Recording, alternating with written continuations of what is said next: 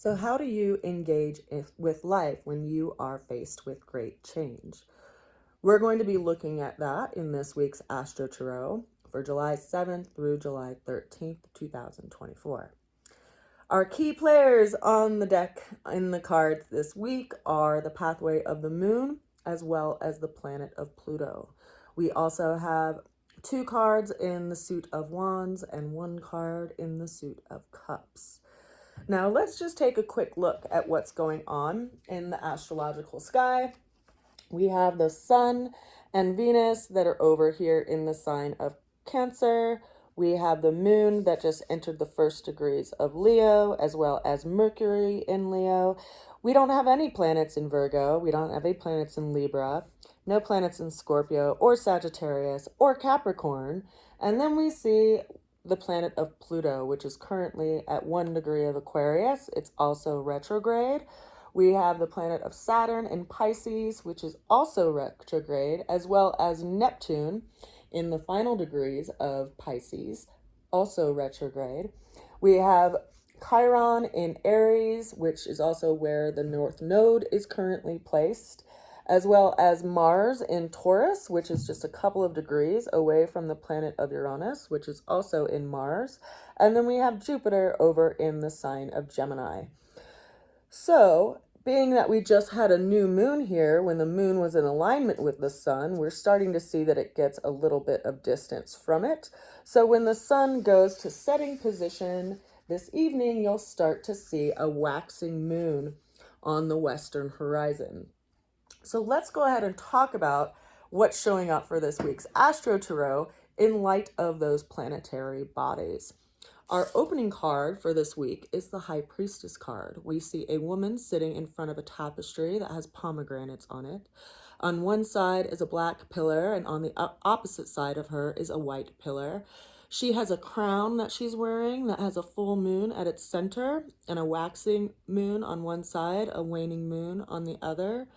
And she has this very kind of billowy kind of cape and shawl that's pouring all around her. It's said that the blue that's in her garment is actually the water that's carried through the entirety of the tarot system. Inside of her arms, she has a little scroll that has the word Torah written on it. So classically, when this card shows up, it's speaking to some kind of secret that is revealed in time.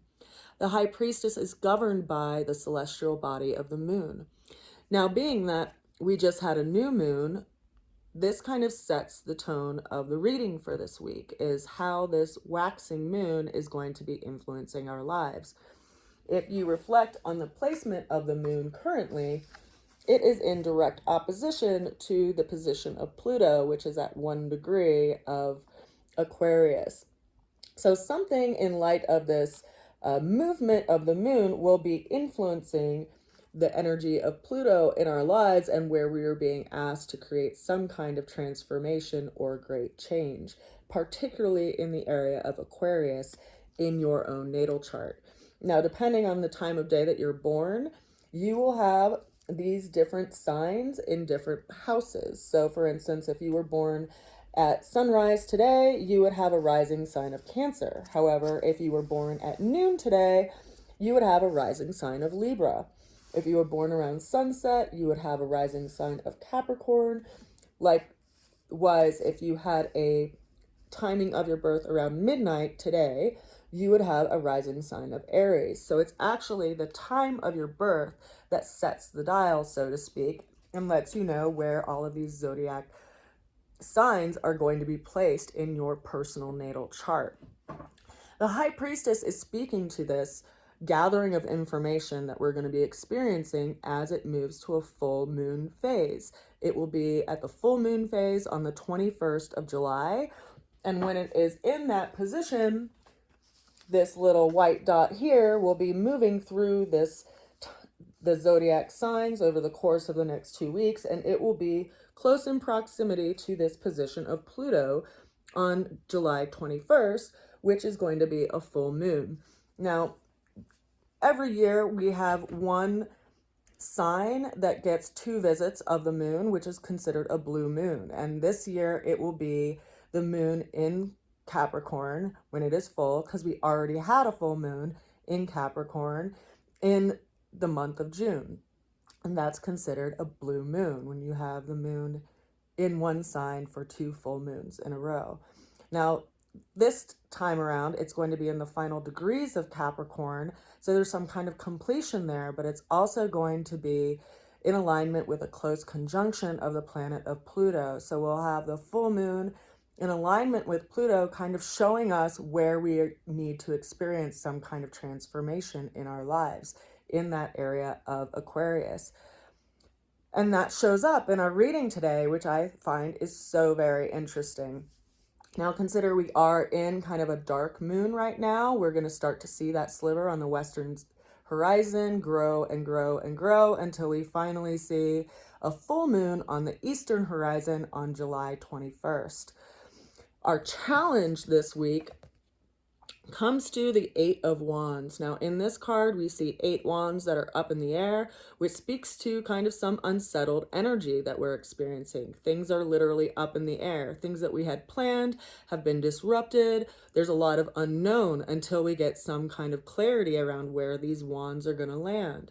These wands could be representing a shift in our life and in our direction. They can also be representing some conversation or arrows of love in some kind of perception, like something that's coming in that greatly disrupts things that we had in motion. And because it's showing up as a challenge, it really depends on how we work with it, because wands are speaking to our will and how we ultimately engage in life.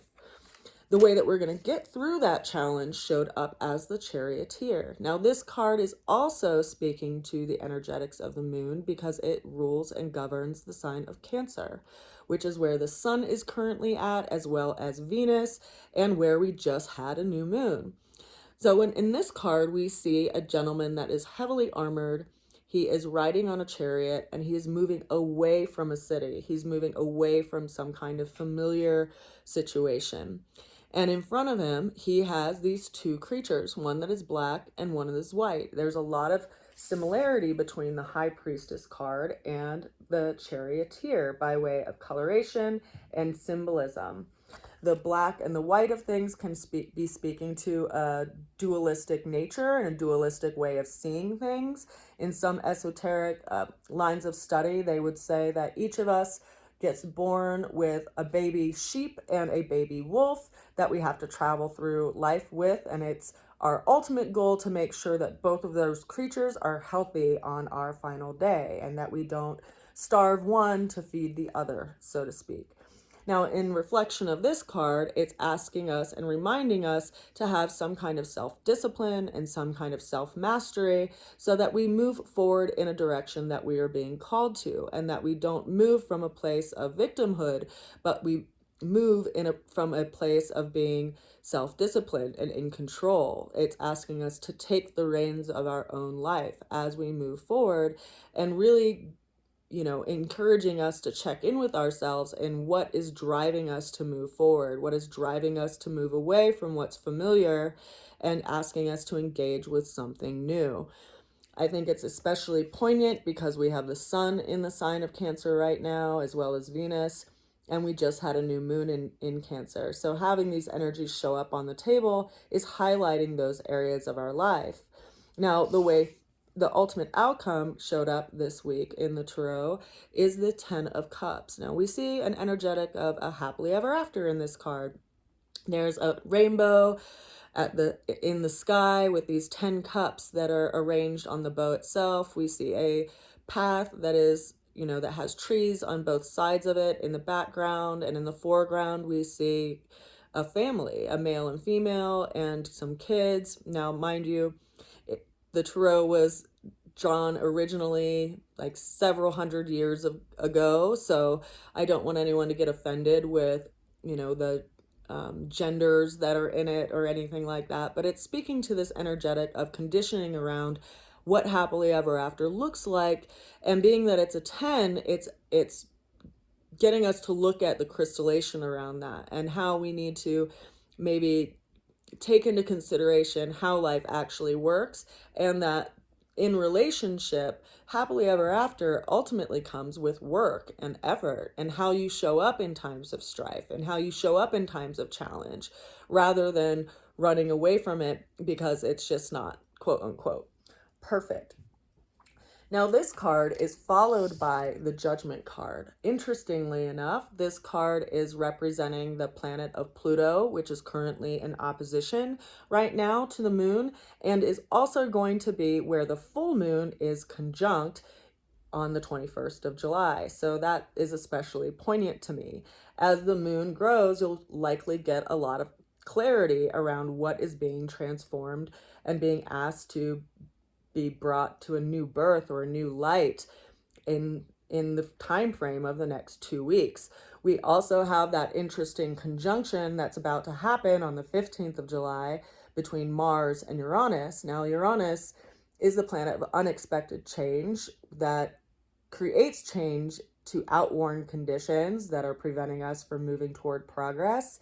And that energy is meeting up with the planet of Mars, which is a very engaging, kind of initiating movement as far as a planet goes. And having those two energies come into conjunction means that we are all going to be experiencing some kind of change in the realm of Taurus in our charts and in our own lives and also in the outer world as well. Now, in this card, we see that there's these three figures that are standing in what look to be coffins, which are an area of darkness, and they're being called forth by this angel above them that is playing a trumpet. They're being called to see things in a new way and have some kind of realization, and they have to let go of what's behind them and move out of darkness into a new experience. So I really feel that this 2-week time period that we are entering into today and was initiated by this new moon that we just had on the 5th of July is really going to transform a large area of our lives and ask us to engage in life in a new way and see it in a new light and ask us to really hear the call of where we need to be putting our energy and effort as we move forward, because we have to let go of the things that are sabotaging us and really look at some of our life experiences and routines and the way we engage in certain areas of our life and how that is sabotaging our energy and preventing us from moving forward toward our calling. And this is highlighting that. Now, as the moon waxes, as it gains in light in reflection of the sun and moves toward this point, we'll be able to gather information. And we really need to depend on our intuition and listen and watch and observe the changes that are happening around us and the conversations that come to play and how people interact with us, and accept where we want to put our energy and where we may be putting our energy right now that it ultimately isn't going to bear us any fruit, but would just be bringing us more hardship and keeping us in the dark. So it's interesting to me that these figures are moving out of darkness toward the light, and we also have the energetic of the moon, which is waxing toward a full moon, and that full moon will be in conjunction with this energy of Pluto, which is the energy of transformation.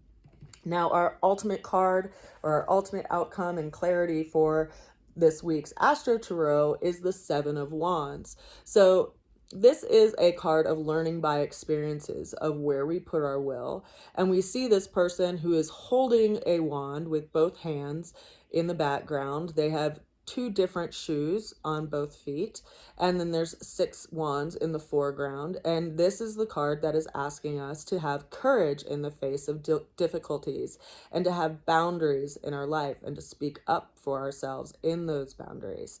Learning from experiences can be something that all of us are, ultimately like figuring out. We figure out how conversations make us feel, how certain environments make us feel, how certain people make us feel. And if we feel our shoulders kind of curl around our body because we're protecting our heart, or if we feel a sense of blooming from the heart and welcoming and warmth. And all of us need to learn how to listen to the body and listen to our own feedback that we get in these different environments, particularly because the High Priestess was the opening card for this week, which is asking us to listen to our intuition and asking us to gather information as things change and shift around us. And how we want to engage really depends on how we feel rather than reacting to a situation. So I really feel like the next coming 2 weeks that are approaching are going to allow for very big shifts in each of our lives, especially with the Mars and Uranus conjunction that's happening at the end degree of Taurus. And, we also have the full moon happening, which is going to be conjunct with Pluto. And so there's a revealing that will be happening on the 21st of July around clarity around where we need to move forward and what we need to transform in our life so that we can experience some kind of rebirth in where we're putting our energy and our direction as we move forward in life. Now, it's going to be interesting. And if you feel that, I encourage you to share if you'd like to, because I think we all get the help from one another as we can see how the planetary bodies influence each other's lives. I can already see the shifts and changes that are happening in my own life and things that are to come and things that I am developing. I know, as an example, Uranus, it moved into the sign of Taurus in 2019. And it takes roughly about 7 years to move through any zodiac sign. It's going to be in the sign of Taurus until 2026.